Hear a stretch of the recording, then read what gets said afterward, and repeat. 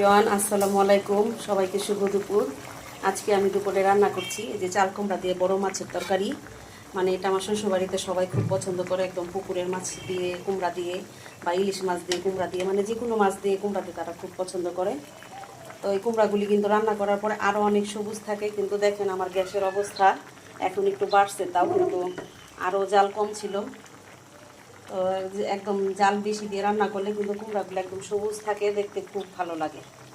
তো আরও অনেক আইটেম আছে, চিংড়ি মাছের ভর্তা করেছি, কি কি সবই আপনাদের সঙ্গে দেখাবো। এই তো এটা হলো চিংড়ি মাছের ভর্তা। আর এই তো পটল ভাজি করেছি আমি, এভাবে পেঁয়াজ কাঁচামরিচ দিই ভাজিতে। এই তো ঢেঁড়স ভাজি, বাচ্চারা পছন্দ করে তাই ঢেঁড়স ভাজিটা প্রায়ই আমার করা হয়।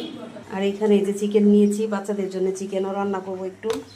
তো এই ছিল আজকে আমার দুপুরের মেনুতে। তবে চাল কুমড়ার তরকারিটা দেখতে কেমন হয়েছে আর কে কে এভাবে আপনারা চাল কুমড়া দিয়ে মাছ রান্না করেন কমেন্টে অবশ্যই জানাবেন।